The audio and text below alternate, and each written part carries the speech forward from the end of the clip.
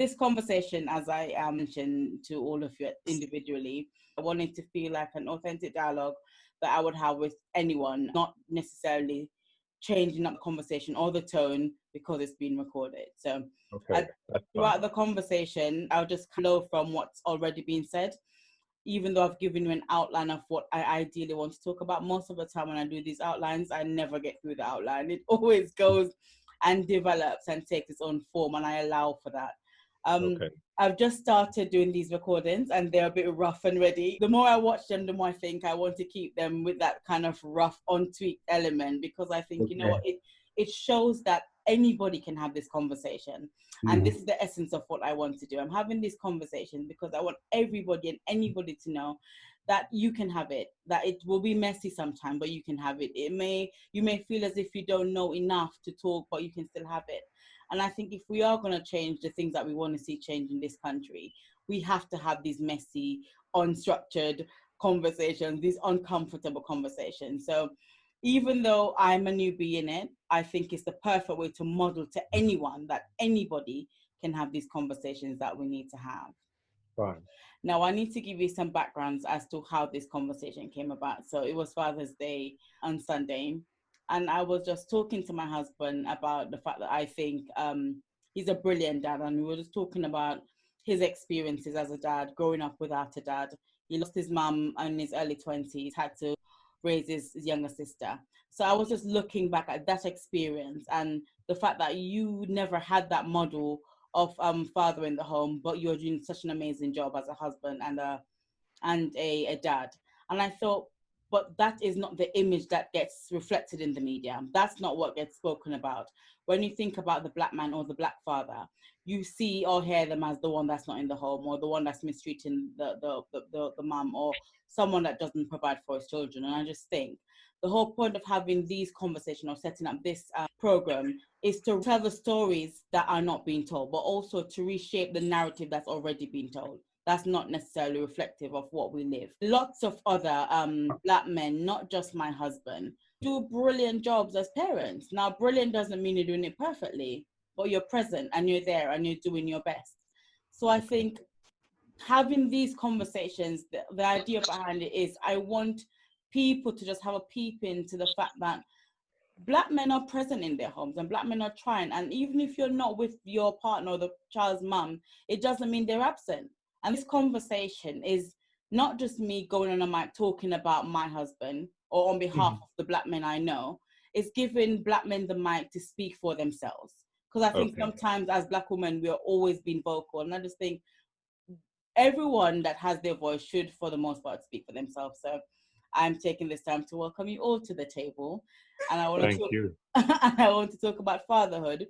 But I also want to talk about some other things. And this conversation, I do not know how it was going to structure or shape in the end, because I have so many questions or so many areas I want to cover, but I will just start where I start and then end where I end. One of the things before we go into fatherhood that I want to talk about is the current racial climate, not just in this country, but around the world.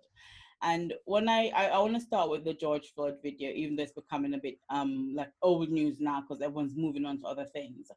I want to go back to it because when I watched the video, it completely dysregulated me. But I had this thought in my head, I wonder what it feels like to watch as a black man. So as a black woman, I was annoyed, I was angry, I was furious, not just for myself, but because I saw my husband's face on that man's face. I saw my children's face because I have two boys on that man's image. But I also had the question in my head, I wonder what that was like as a black man to watch that video. So whoever wants to go first, what did it feel like? If you watched the video, what did that feel like for you as a black man watching that video? That could have even been me. I could have gone work and not make it back home.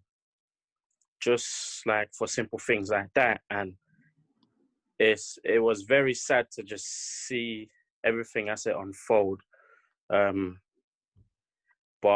that could have been any of us just out and about at work or out and about doing our business, and it could have happened to any of us. So it wasn't nice watching it. It was very upsetting to just see that. Okay. Thanks, Junior. Joseph, want to go next? After watching the video, I thought a lump got in my throat. I could not believe the audaciousness of the officer. He was so audacious that if I was there, I'd have probably would have lost my life personally. I couldn't believe that a person with any form of humanity do that to another individual, regardless of color, shade, or what, because he must realize that this individual has a family. Wow. Could not be a human. That's all I said. He could not be a human. To watch the breath ebb out of another individual, it's like the anaconda. You know, the anaconda will just squeeze and squeeze and squeeze until there is lifeless. That's how I saw the guy, cold and callous. Hedney, did you watch the video? I have, yeah, I've seen it. And slightly different, but the same emotions. There are certain emotions that come and a feeling that come as a black man.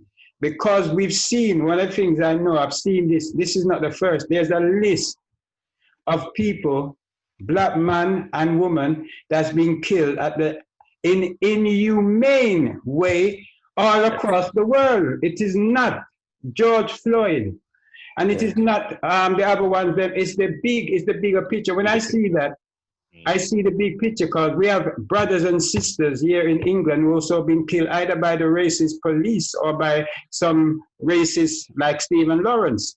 Yeah. And there are many of them there our life has been taken. What I see the inhumane way that they tend to want to treat us all the time. Yes. There is no respect. One of the things, I'm a Garveyite in the sense that Marcus Garvey said, until Africa is free, black people will never have respect anywhere in the world. One of the things I wanted to see in a situation like this is because we are like the children of Boko Haram in Nigeria, that Boko Haram take out, abuse, and put back. And when these children go back to their family reject them. These are little girls who have been taken away from the age of 10, 11, 12, 13, impregnated, given 2, 3, 4 children, and they're distorted. And then these people give them back to their family, and then their family reject them. We, the children who are in Jamaica, Barbados, Trinidad, and the America, are like those children. We are Africans. Whether or not we identify ourselves, we are Africans. The color of our skin tells us who we are. So it's a disrespect that they've had for Africans for the last 500 years. It's not George Floyd, it's Africans. When I see that, like your husband said, and like Joseph said, you know, seriously, it cringe. It could be any of us. They do not respect us. From the time our parents came here in the 50s, in the 40s, those who fought in the war, they fought, and the doors were open, everybody patting them on their shoulders saying, yeah, welcome to England. War finished, they went back home, then they realized England is the mother country, came back here. We don't want you here, you're taking our jobs. Enoch Powell went to the Caribbean, begged them, said thousands of our soldiers have died. Can you please come and help us to rebuild our country? Yeah.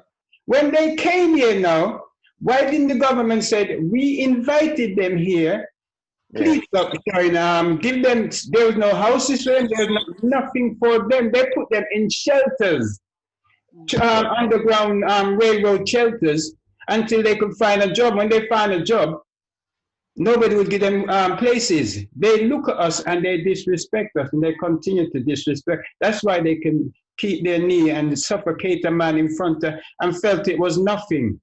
You know, Hedney, while you're talking, I was thinking, some people think that that's an American issue, that it doesn't happen here. So I want to ask you three, what are some of your interactions with the police been like? When I was younger, when I used to drive my car, I used to get followed a lot because they could have just checked the registration and see that the car is insured, it's got MOT, road tax, and just left me. I think when you're black now, they will do all of that and on top of it, they will still pull you over. And the thing is, I don't have no criminal record to say, oh, this guy's wanted, or he's well known to us. Let's just check him just in case he's got something on him. You could have just done your checks and leave me. And often, whenever they pull me over, they would ask me, where do you get the money to buy this sort of car? Yeah, man. Like, someone like you should not be driving a car like this. So what are you trying to say? Because I know when you see your people in their nice car, you don't ask them, where did you get that money to drive this car? You just probably do your checks and keep driving on. But when it's me now, you want to find out what my lifestyle is about, or what kind of job I do, or how I can afford a car that I was driving. And to be honest, when I was younger, I did like flashy cars because I'm young. Mm-hmm. And I didn't have a lot of responsibilities, so I did drive nice cars, but that don't give you the rights to pull me over every single minute and harassing me. Trust me, I'll be in the car with my wife. I'll be like, babes, watch. They're gonna pull us over. And then I'll be like, watch, I'm gonna turn left, they're gonna turn left. I'm gonna turn right, they're gonna turn right. They're gonna pull us over. Watch. And every time I said it to my wife, they did pull us over. Yep. And harass me, thinking, why are you driving this car? They put us in such a low place where you're not allowed to have something nice, or if they see you something nice, they want to come and question you, or they're just praying, or you might just have just a little bit of something on you so they can take your car, or make you feel like you're worthless. Mm-hmm. I've had many situations with them. Like there was one time I went to a rave in Shepherd's Bush. I went to a rave, me and my friends. We went there. The youths around there, they found out that we're from Brixton. Obviously, coming from Brixton, you don't even have to be a Brixton boy. Just for the sake of being from Brixton, the other kids from Shepherd's Bush phoned these friends. Before you know it, there was like about 20 youths outside waiting for us, just because we're from Brixton. But anyways, cut the story short, we got robbed, got in a fight. They had knives. They took our phones, jacket. They took everything. And obviously, because of the fight, my lip was bleeding. My friend's lip was bleeding. We had like blood on us. So I think the neighbor must have saw what happened. So they called the police. But when the police came now, you would have thought, okay, these guys look like victims. You would have thought they would have asked us, what's going on here? We explained to the officers what happened. Instead of them just saying, okay, because they took my wallet, they took my money, so I had no ways of coming back to South London. So I know if we was white, after we explained to them what happened, they would have said, okay, we're gonna give you a ride back home because we know you don't have a bus pass to get back home, or get in the car because you're unsafe, because this is not your area. They could come back for you again. Let's drive you out the area because it's not safe for you to be in the area. The officers turned around and looked at me and my friends with blood on our face, swollen lips, and said that we came to Shepherd's Bush looking for trouble. But we was like, obviously, we just got attacked. They just stole our phones. Are you not going to try and look for the people that stole our phones? I know if I was white, you would have said, oh, get in the car, let's drive around, see if we can find them. You just said, oh yeah, you came looking for trouble, so you got what you came looking for. And you know what happened when they drove off? We even saw the youths coming back, but we saw them before they saw us, so we had to divert and go another way. But even just little things like that, you can tell we was involved in a fight. We've explained to you what happened. We don't have no bus pass, no money, we can't call a cab. Help us, take us back home, or find a way for us to get back home, or phone our parents or something. They didn't do nothing. They just said, you're on your own. They just left us right there. And then we had to beg the cab driver. My friend had to phone his mom, and then she spoke to the cab driver, said, bring them back home, and then I'll pay you for the journey. So that's how we got home. But they just left us for dead and just drove off just because we're black. And these youths had knives. We could have been dead that night. Not often people pull out knives and don't use it. You understand? You didn't help us. You just left us there. So it's just those little things that they do that make me I don't know, man. It just made me upset. And even when I'm just talking about it now, because that could Of be my course. son. My kids go out there and something happened to them and they call the police will come and help them. They'll just leave them there. Mm-hmm. Mm-hmm. Okay, thanks, Junior. Any stories of your interactions with the police? It seems that the police seems to have always have an ulterior motive. It doesn't matter what happens, and it's usually the renegades of society that joins them. And when I say that, with all respect, because sometimes I've left school friends, and I know there was bad deal. They can get into the police force, and they can carry on with all of their stupidness, and hands are clean. So, like the KKK, right, in America, they have the same kind of thing for them. There's a back door for them to get in. Yeah. Whereas we have to check everything. When you come into the country, when you this, what you do, they've got everything on black people. Yeah. The issue is not with us. The issue is that they're frightened of black people. They know that we have power, right? Because look at the war in Zulu. Remember the war in Zulu? They know what would happen. Because if we just act, there's nowhere they can stand. So they have to use, according to them, the law for themselves to vindicate their strength and power to us. But as I told people, when police call, I says, excuse me, what is your role as a policeman? That's the first question that I ask. You are a servant of the Queen and a servant of the people. So why are you harassing me? There's two ways we can do this. You can shout as much as you want, and I won't answer. But if you talk to me, you get an answer. Oh, so you're cocky, are you? You're cocky. Yeah, yeah. And I said, no, there's two ways.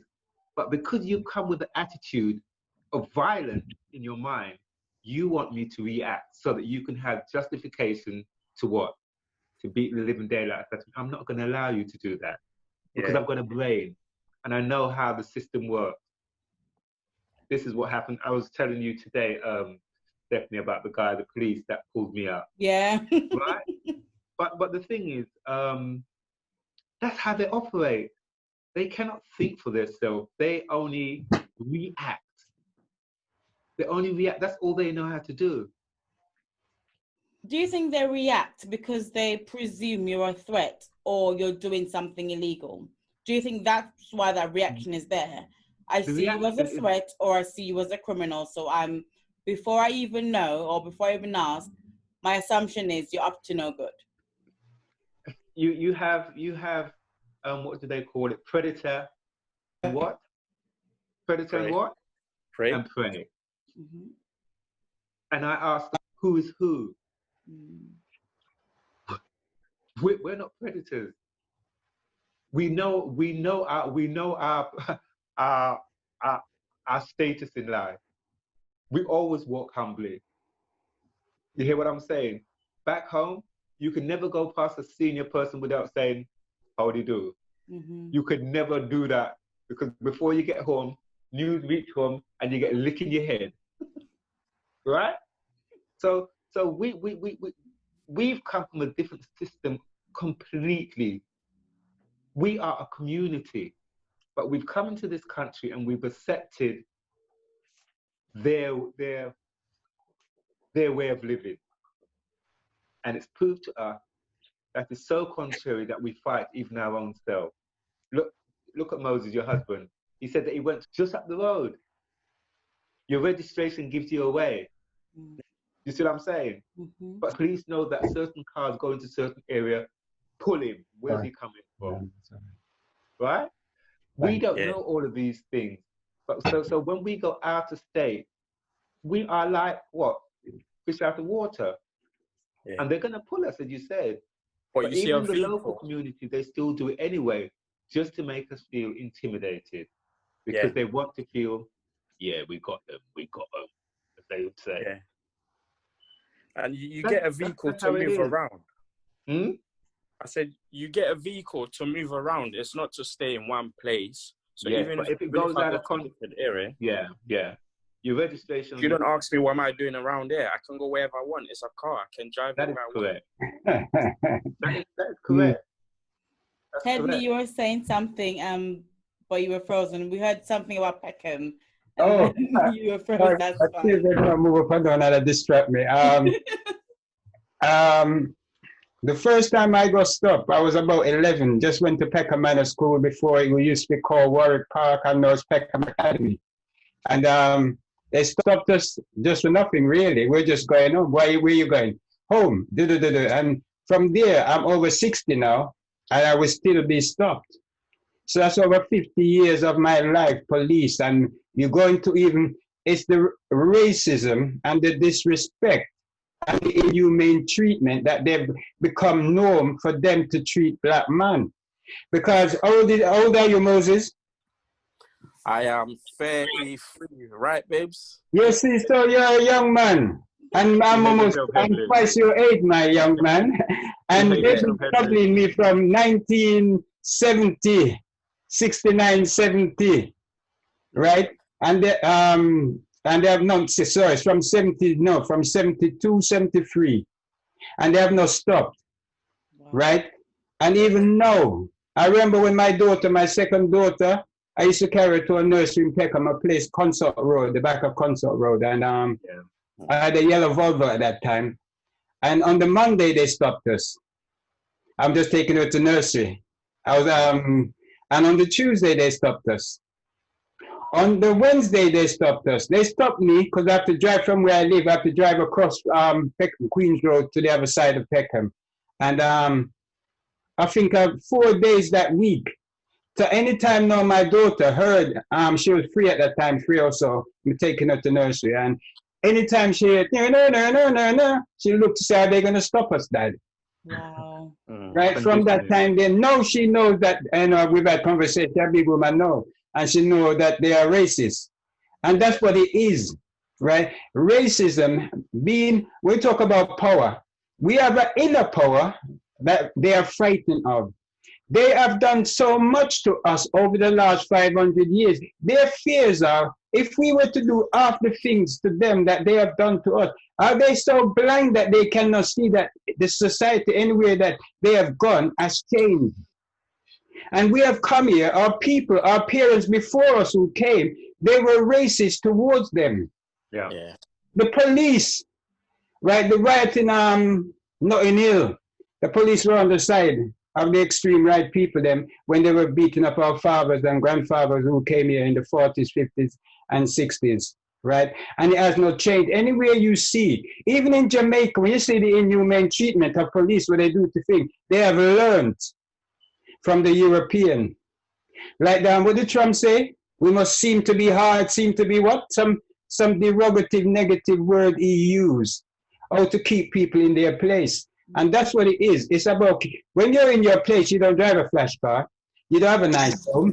You don't have a good job. You're not teaching. There are many times as a teacher, police will see me walking with my class and they look, what's that man doing there? And then they realize, oh, he's at the front of the queue. They assume and they have preconceived ideas of us.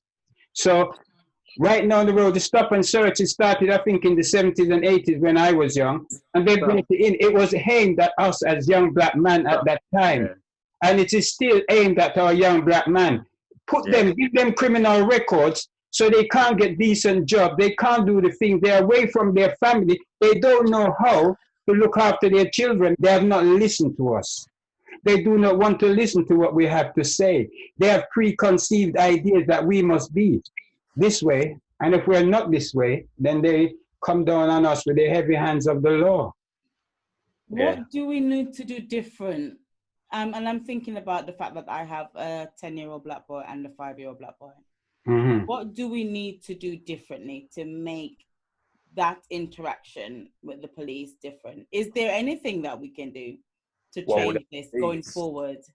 Can I say something? Yes, Jeff. Children don't recognize color. Mm-hmm. Okay. What what is relevant is that because of who they are, when I say they, us, because when they go to school, let me feel your hair. Let me feel your skin. Wow, your skin is soft. Wow, how did you get that? They're inquisitive. But they learn very quickly that there are two status. It's them and us. They learn very quick. Children, you don't need to tell them. Why? Because if you watch the movie Imitation of Life, if you ever get the chance, watch Imitation of Life, right? That's a tearjerker. And no matter what happened, they have segregated themselves from humanity. And when I say they, the Caucasians, they have separated themselves because they think they are aloof, which is really up to them, really. And that thing grows because in school, you're cocooned to a degree. To a degree, because as I said, even though you're at school, they will still push the so-called to do the A levels and, oh, you're not too good. But then the challenge comes really when you get out of school. And that's when you really know what racism is all about. So they have got a different understanding of life than what we have. And they will never, ever understand. They have no concept of what we are, on what we go through. They have none whatsoever. Before we wrap up, I want to talk a bit about the original point I made earlier about fatherhood and the representation of Black dads in the media. Yeah. Okay, I was saying, just to go to what we mentioned earlier about how sometimes, not even sometimes, most of the time, Black dads are not represented well in the media, and the stories that are told are never the positive stories about how many Black dads are doing amazing things with their children. Every time we do see that image, it's something negative, and it's this negative stereotype. And my issue and my point and my aim of having these conversations is I want to own our narrative and change the way our story is told. So I just want to want you guys to talk into how sometimes Black men are presented in the media, or Black fathers are presented in the media, and what can we do to change that narrative? I think there's a lot of good Black dads out there, but you're never going to see them on TV or hear about them or read about them in magazines. But there is a lot of good dads out there, regardless if they're not living together with their partners, raising their child together, but they can still play a vital role. But they're not gonna tell us about that because of our skin color. Everything about us always has to be just negative. So there are good fathers out there. When I go in the park, I see loads of Black dads out there with their kids running up and down in the park. I see a lot of Black dads doing school run just like me. But you're not going to see that on TV though, because what that does now is brainwash you. Think, oh yeah, there's not a lot of good Black dads, but we are out there. If you look closely, you'll see a lot of dads that are involved in their kids' life. But it's just a shame. I think because of our color, you will never see that on TV, because obviously they can try to control what you think or your opinions about Black people by what you watch on TV or the media. So that's why they don't air that bit out. So you will never see that. But there's loads of us out there. They just don't show it, man. Yes, the media is a very powerful tool, extremely powerful. The only outlet that we have is the music. You hear what I'm saying? True. That's the only thing they're going to allow us to do. Mm. But the media is one of the most powerful tools that they have. They use it as a weapon. And unless we somehow start up something for ourselves, you know what I mean? Remember the days when we used to all drop partners, you know?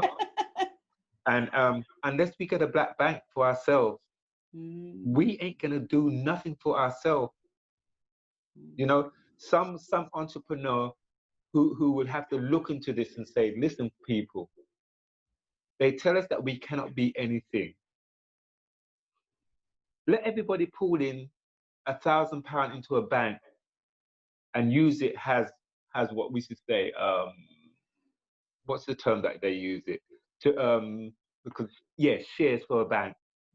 You could put it out after 2 years if you want to, but in that period of time, if everybody did that, we could have a bank that could probably top 50 to 100 million pounds, and we could start running our own thing. But until we open up that concept and say, listen, that institution is ours, that bank is ours. We don't have to go to the Caucasian to get a bank loan. That is the first thing.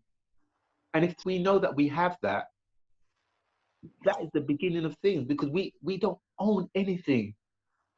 As I told people, the houses that you have on the land is not even ours, because if war breaks, they take it from you like nothing, commandeered. Okay. So we need to have something that we can say, that institution belongs to us, and you have no Caucasian at the top.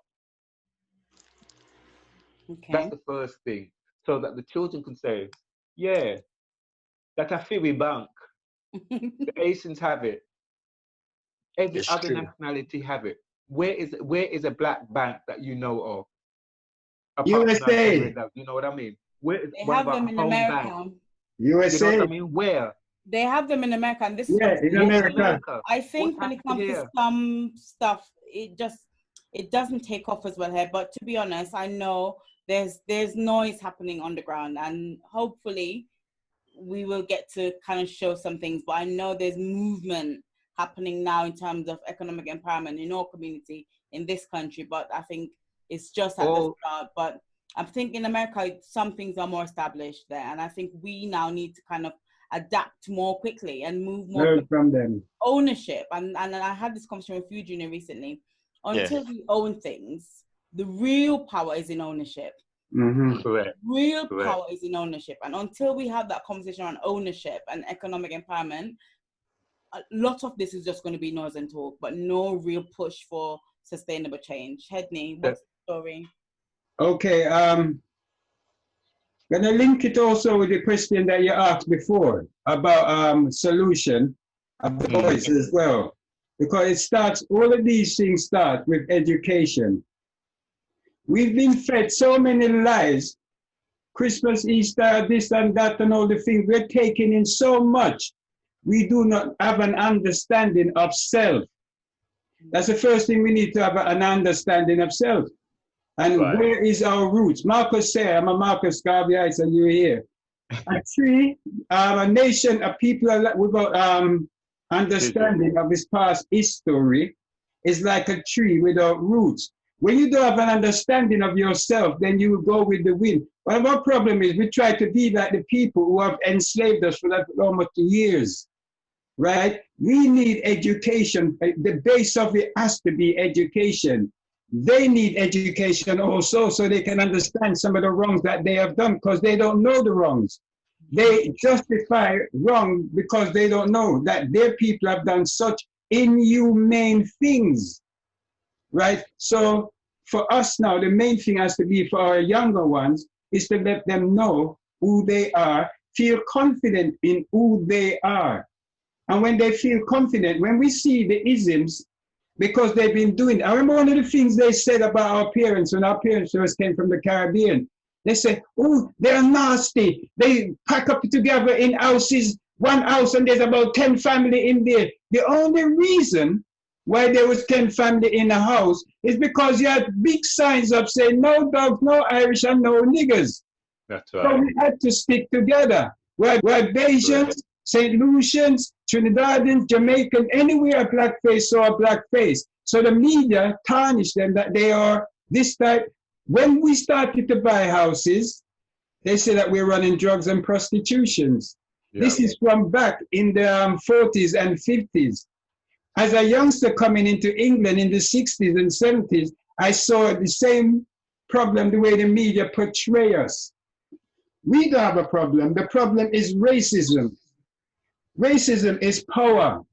And power is held only by one group of people, and they have had it for how many hundreds of years, and they do not want to share it. But what will happen if they don't learn and start to actually do things in the right way? Not only they will suffer, their children will suffer. You know, serious. There's a law, love. If you don't give love, you're not gonna get love. Like I use the word, it's not race, it's beyond racism. Like the sister who said, it's beyond racism. It's inhumane. Yeah. That the way they've been treated Africans, not George Floyd, not us, the little issues that they do to us, but they've been doing to us collectively for so long. They've done it to George Floyd and it's highlighted. Now the media push, and the media have a habit of looking at one thing and showing us what they want us to see. They do not feel what we feel. When you train a black person to do an interview and give question that a white person will ask, then you know that person has been trained very well by the system. Well, I worked in many Saturday schools over the last 20, 25, 30 years, from Moonshot to all different ones that I've worked. And when I go into a Saturday school, any of them, the children are 100%. We do not have behavioral problems. When I work in mainstream school, children will tell you about your mother, your father, your sister, your brother, and the vulgar and filthy word that they use. And one of the things I find, young, especially young white female teacher, cannot handle a strong young black man them, so they allow them to become mouthy and disrespectful. They think it's okay. They do it when they are not, when they are with each other on the buses and on the street. It becomes a norm. When they're among us, they don't act like that in school. They show us, they see uncle, they see auntie, they see when they're amongst certain. So the education and we educating and having the first input and letting them know they have no special needs. I work in a special needs school, and some of the time you see our young children, them coming in there left, right, and center because of behavioral problems. So yes, education to me has to be the key for almost everything. Educating the white people them and educating us to know ourselves. It is easier to sit down and watch EastEnders and all the other things them and get mentally wrapped up in those things. The more we get mentally wrapped up is the more they control us. The more we become educated, the more we can see. When we can see there's a problem, then we will find a solution. We don't need them to find solution for us. The solution is within us. True. Wow. Okay, we're going to wrap up. I could sit here for the whole day and talk. You're right. I think this is just the tip of the iceberg. And I'm telling you, it really is. I'm going to have different roundtables about this issue because it's big. And I think it's not fair to do it justice in one sitting. So I think we have to do another roundtable with some other voices for different black men as well, because this is an issue that needs to be addressed. I saw, I think it was 2 weeks ago, on my son's screensaver on his phone, it had a picture of a black boy and the message was, I am not a threat. And as a mum of a 10-year-old, for you to have that as your screensaver, I am not a threat. My gosh. 10, I thought this is so disheartening. So for me, this conversation is beyond talk. And I will go to the end to gather more black men, because this is a problem. And I think, as you said, we can fix this. We have the solution. We need to just mobilize and get things done. I don't want to have to see that again. 10, I am a threat at 10. Yeah. Before you finish off, a psychologist actually, I will send it to you, and she was looking at the issue. They perceived us. And they both, I think, was some teachers together. I'm not sure. I will send it to you. I might be making a little bit of error, but the big picture is that they asked some teachers, I think some white teachers, to look at behavioral problems amongst the children and for other things. And there were some white children and black children, and automatically their eyes, the white teachers went to the black children. So they have a problem with us before we've even started. And they also show you that within the same text that black children, when asked white people about black children, they look at them and they believe black boys are older than what they are. So they're treating them from the age of 10, 11, like they're much older. And those white boys look younger. So when they're 15, 16, they look younger. So they're treating them with more respect.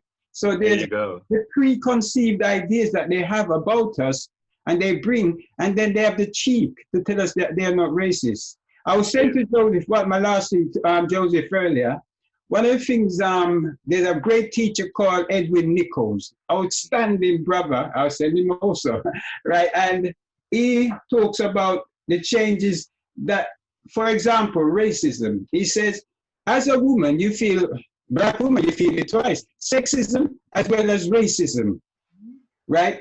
As a man, I do not feel your sexism, but as a man, I benefit from being a man against, the sexist. So it's the same also with racism.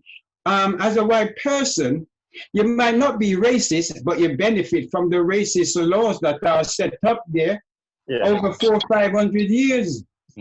So we need to break these laws so our children can reap up the fruits of the earth. So that my children do not grow up and think they're threats as a child. There was something that you said, Headley. Black children at birth, they excel. They've accelerated basic common sense. Sometimes you just stand there and you watch what comes out of their mouth and you go, pardon? Who taught them? It's innate. But what happens when they go to the school? They push it down. It's advanced. You're too advanced. And then we get used to getting pushed down, pushed down, pushed down, and we accept it. As I tell people, go to the history books. You never accept it. Stephanie never accepted, and her husband never accepted. Go to the history books and find out who are all the inventors. There's loads of us. You know what? There's loads of things. The traffic light, the system, it's black people that did it.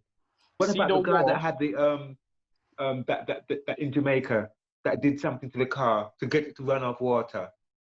Then I know about that one. Patent from him. Yeah, I know about that one. Patent from him because it's gonna put them out of business. Hold on.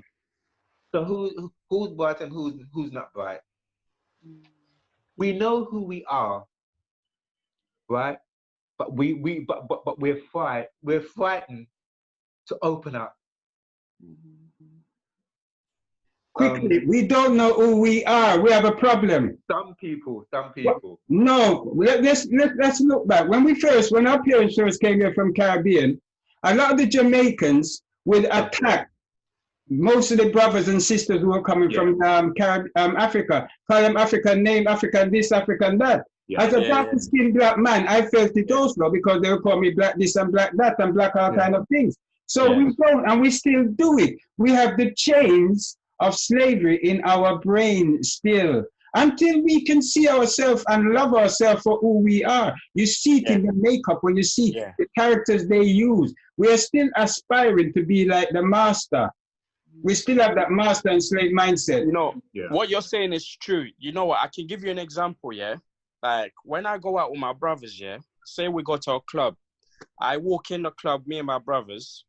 All the other black youths there, they'll be screwing me, watching me, funny, acting different. But when the white man walk in the club now, when the white man walk in, they're not screwing them. They're not aggressive towards them. It's true. We need to love each other more and respect each other more. Trust me, we do it to ourselves. Inbuilt programming. We don't treat each other right. Trust me, we don't. We look at each other and straight away, we don't even like each other ourselves. So we need to educate ourselves to like each other. It's true. We need to show more respect to each other, love one another. But you know what? That all comes to education, like you were saying. We do need to educate each other, about ourselves, our background, and what this is doing to us mentally. Like, mentally, you're already hating your own color, skin. It's just little conversations. Like, for example, I spoke to my son, listen, you see the war, the World War I, World War II, there was black soldiers, because all you see on TV is just the white soldiers.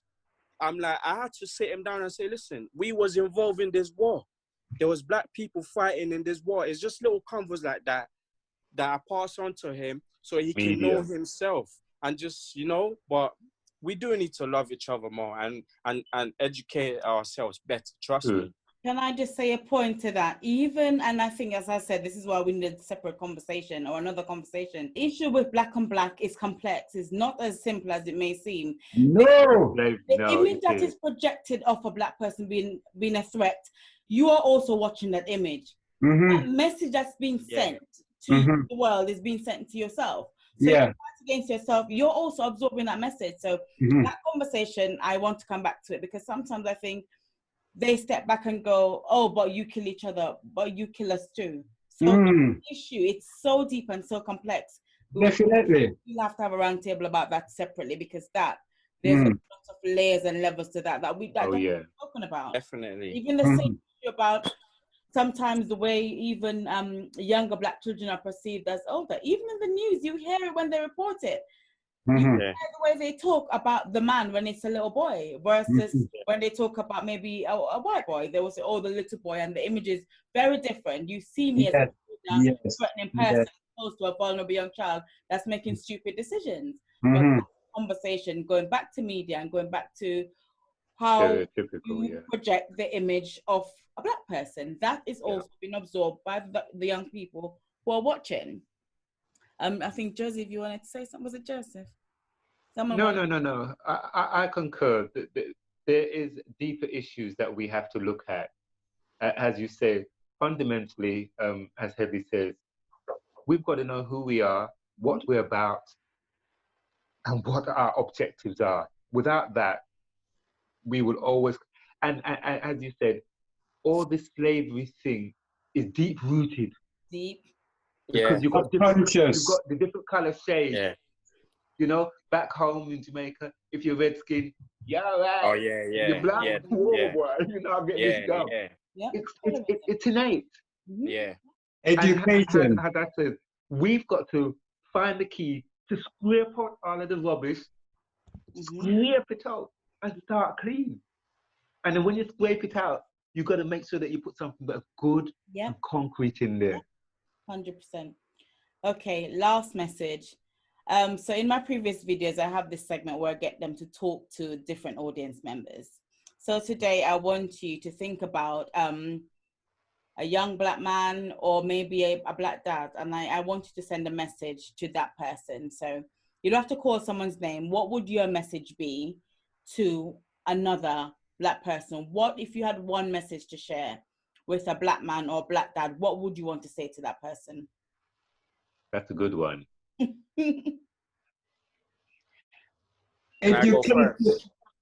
Go last. Sure, you can go in front of me if you want, you know.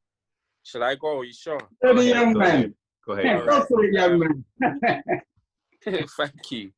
I want to say, to young black men, I know it's hard. I know we're looked down upon and people don't respect us, but keep going and don't give up.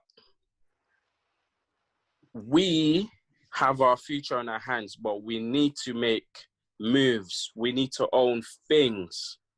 We need to not be the one who's getting employed. We need to try to own the company and employ people to work instead. I know the police will harass you, pull you over every minute, but try your best. I know it's hard. Try your best not to let that put you down or think less of yourself. I know what they show you on TV is kids with flies on their face, look like we're all back home in Africa, like stressed. But to be honest, the people back home, they're not as stressed as you see them on TV. That's not the truth. If you go back home, I was in Africa, I was poor. I didn't even know I was poor. I was a very happy, poor kid. Yeah, you understand? Contented. I was poor, I was happy, running up and Never down. for nothing. Contented is the word. Yeah, I was very content, even if it's one trainers I had. We have to you looked after it. Yes, I washed it clean, definitely. Exactly, contented, yeah. Also, black young youths, just love each other more. Seriously, let's just stop hating each other. Yeah, if you see another brother doing good, don't hate on them. But it's hard because we've been taught how to hate ourselves, hate your own color, show love to your own color, and show love to everyone, full stop. But try to show love to your own color. Don't see your own color and hate your own color. You like don't let the TV tell you you should hate your own people. Yeah, man. Thank you. Yeah. What would I tell a young father? I would say basically that the world hasn't told you the truth, fundamentally, and you have to seek it for yourself. And once you've found it, you'll know who you are. And then when you find out who you are, educate your brother. Yeah. Well done. All right. In line with what you said, Joe, the truth will set you free. That's a statement I love, because the truth will set you free. And we are living a lie. The world is now living a lie. And because of this lie, you have to tell another lie on top of that lie to protect the lies that's been going on.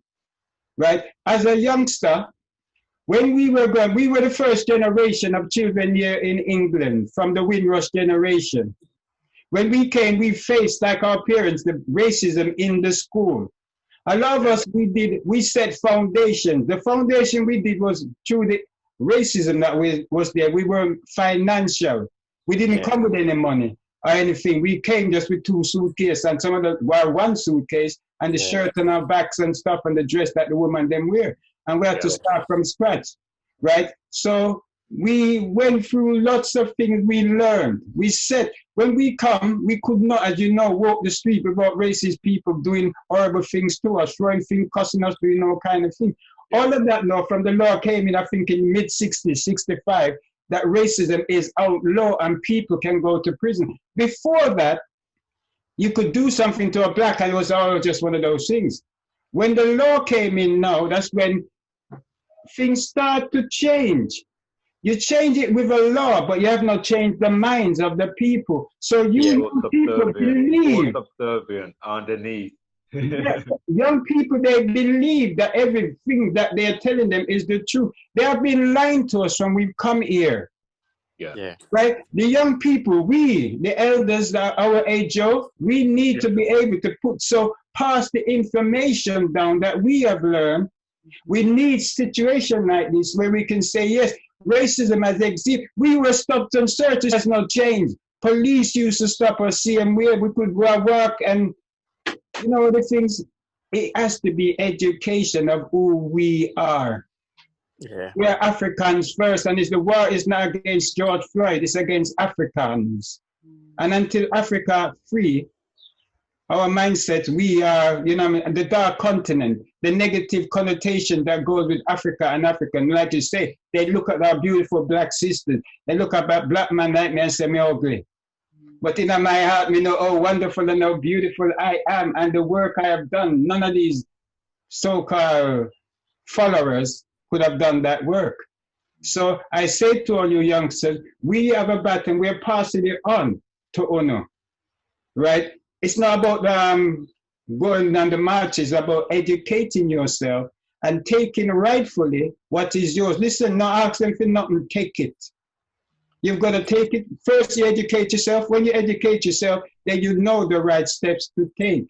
As long as you're serving people with love and understanding and compassion, then you're doing the right thing. If you're not hurting anyone, because we have been hurt the most, over 500 years of squeezing, that has never happened to anyone else on this planet. Let me correct you, Ed. It's not 500 years. That's what they've told us. Thank you. It's from time.